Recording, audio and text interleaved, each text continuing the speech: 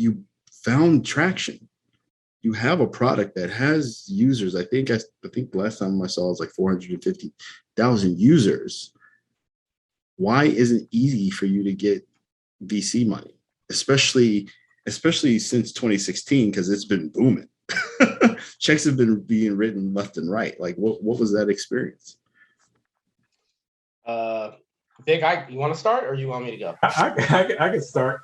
So I think we calculated it last. I think we had over 40 VC millions last year, 2021, and that's when all of the money was poured into the creator economy. I mean, the most money that has ever been poured into the creator economy was poured in last year. A lot of Web3, a lot of just a lot of products, right? I'd say the experience. How can I put it? Just be really frank. It is an experience that it goes back to what we were just talking about perseverance, right? Because you're presenting something that you've worked on to individuals who may know or may not really know the space well. And you're trying to convince them that the product that you have and your traction and your vision and your mission is able to be sustained through a series of rounds of funding. Because a venture capitalist's goal is not to just kind of fund you when you make money. They want to see you go from round to round. They want to know and feel comfortable that if I give you $2 million in seed round funding, you're going to go and you're going to be able to raise a Series A at some, quadrupled valuation, right? And so for Black and Brown founders in particular, I think because we're not in kind of these homogenous groups of people who kind of went to the same schools, they went to like Harvard, Stanford, they have these background at these famed companies, they work at Microsoft, they're at Google, they're ex this, ex DoorDash, ex this. Like if you're not in those circles or you're not in that group, I think you automatically, and especially if you're Black or Brown, you automatically start to get some points down on the rung, because it just takes them more to kind of believe in you because you don't look like the typical founder that they see. Right. And so what we try not to do, and what we kind of do is we talk about this. Lyonel and I talk about this often in our meetings. We say we try to control what we can control, right? We can't control how their vision of a founder looks or what they think a co-founder should be, right? We've gotten feedback about us and how we operate and our co-founders, and you're just like, I mean, it's kind of categorically false, but that was their interpretation of how they viewed us, right? And so what we do is we just kind of keep building and we keep growing, and we do what we know is best for the company based on the grassroots level work, because they're here. VCs are here. They're just trying to meet metrics. They're just trying to meet goals. They have their LPs to consider. They have their GPs. They have these partners that they're trying to fulfill, and the founders, and it just kind of makes them more comfortable to invest in founders that they can say that they felt comfortable because, he went to Stanford, so it was good, versus, this guy went to Howard, this guy went to Hampton, that doesn't resonate well. And so I think those are some of the underlying issues with the venture capital ecosystem that makes it really more difficult for Black and Brown founders to kind of gain traction in that space. However, I think what we've seen is, and what Lyonel alluded to, like for an example, Web3, right? They poured so much money into Web3 last year into products, and this is no disrespect to any founder because we understand Web3 that's where we're going, but they poured Web3 into products that that our creators will never use. Literally never use. And the reason I know they'll never use is because we got a DM in our IG today with a creator, and we do payouts, weekly payouts. Am I going to get paid this week? I mean, you get paid every week, but they're really concerned to remind the company or ask us, are we going to get paid out this week? And it might be $200, $300 for certain creators. They need the money. And so us having that kind of grassroots level experience in the space of the creator economy and understanding real people, what real people need, we build our products and we build things to help support them and kind of support the community. And I'll kind of let Lyonel dive in there too a bit.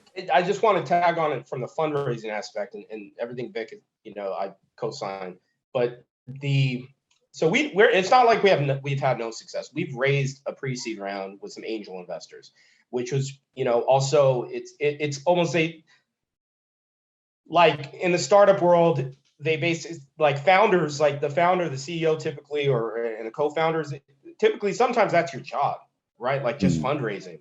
So it's all about your positioning of the company, how you kind of express the opportunity, how you present it, and then where you're going and the vision for the company.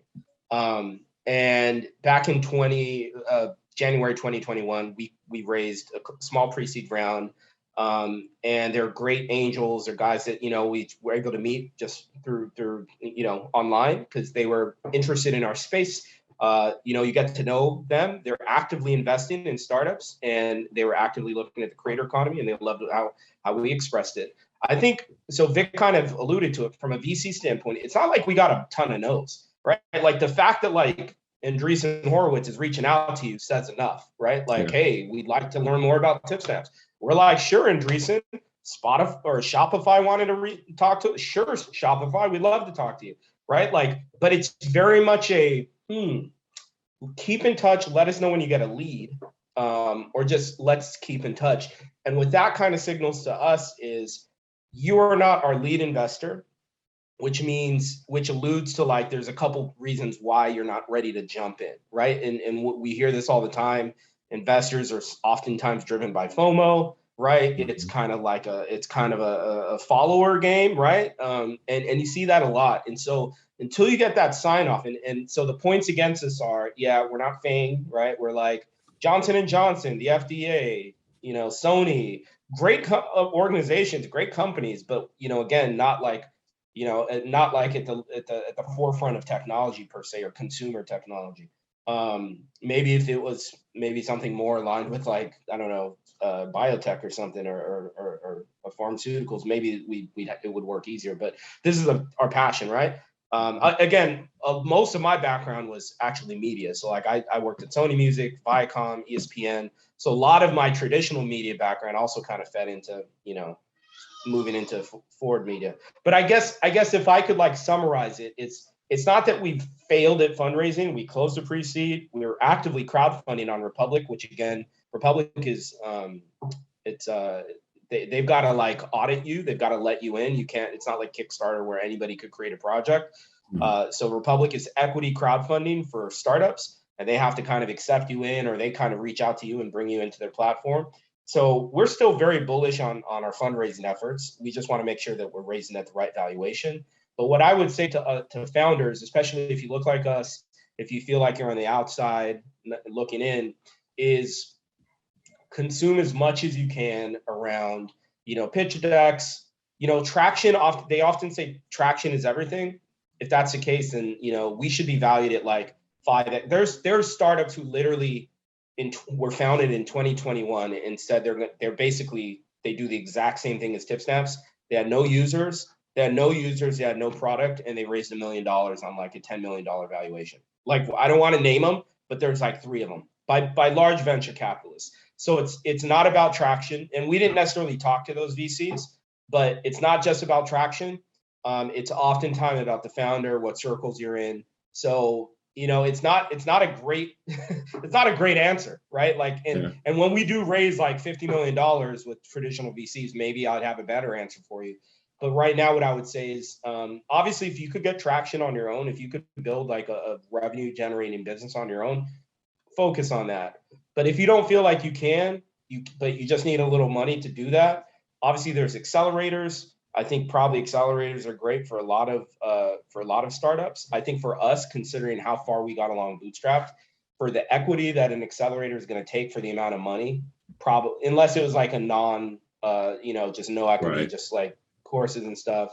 But like, for us, it didn't make sense. But if you're pre-product, pre-revenue, pre-product market fit, might be a great way. And that's like very common knowledge if you're really kind of paying attention. So, but we would like overall, we'll confirm that like we have now it's 463,000 registered users.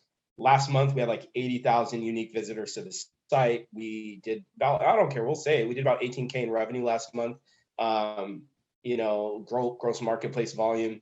Creators are earning money every day on TipSnaps. And when it comes down to, I'd say if like you're a large VC and you're looking at TipSnaps, you're like, well, is this black and brown niche really that compelling that, it's gonna beat the OnlyFans and the Patreons and whoever else, Meta Instagram is activating subscriptions for creators very slowly, right? Why? Because they've got a huge working business model in ads, but they have to offer subscriptions for creators or else companies like us are going to eat their lunch. Now, how are they doing it? They're rolling it out so slowly. They've activated like 1,000 or so creator. Like it's like it's like peanuts compared to how many creators should be able to monetize. Why are they doing that? Moderation, right? If they just carte blanche turn it on, I could just turn on subscription, set my price. There's going to be a neo-Nazi making $100,000 off Nazi videos on Instagram, so they can't do that. Okay, we get it. But at the same time, there are everyday people who deserve to be monetizing now. And imagine when Meta figures out moderation. There's still gonna be the issue of equity, right? Creators like the Black TikTok strike didn't happen for fun. It happened because creators of color were coming up with the trends, as you said, driving and creating the culture and getting zero credit. And now TikTok released a credit feature, but who cares? Like, who cares? You got credit, great. Like, I got credit. Dude, like, you guys just ran like $100,000 worth of ads on top of my video that went viral with like 60 billion views or whatever. Give me some money. And why aren't they doing it? Look, I mean, ultimately, there's probably additional risk that maybe we're not even aware of, but we just know that is any form of media, like when there was like 3 TV channels like CBS, ABC, and NBC, and then fast forward a couple decades, there's 1 million TV channels and there's 4 magazines, and fast forward, there's 1 million magazines. There was one type of radio station, and fast forward, there's 1 million radio stations. One type of music, and fast forward, there's 1 million types of music. It has to happen in the creator economy. There has to be a home for the creators that we're specifically focused on, and we're not even talking about tip pools. And so when VC, like we're somewhat kind of ahead of the game, and this time we're not asking, we're just taking. With tip pools, we're just taking, and we know we could do it because we're going to do it in a way that, and we're not going to, kind of show all our hands here. But like we're really bullish on tip pools, so hopefully we can talk about that.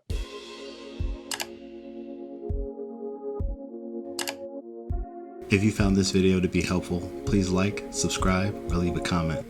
If you're an entrepreneur and want to share your journey and be helpful to others, please hit us up on our social media channels, or you can shoot us an email at behelpfulpodcast@gmail.com. Thanks. Be helpful.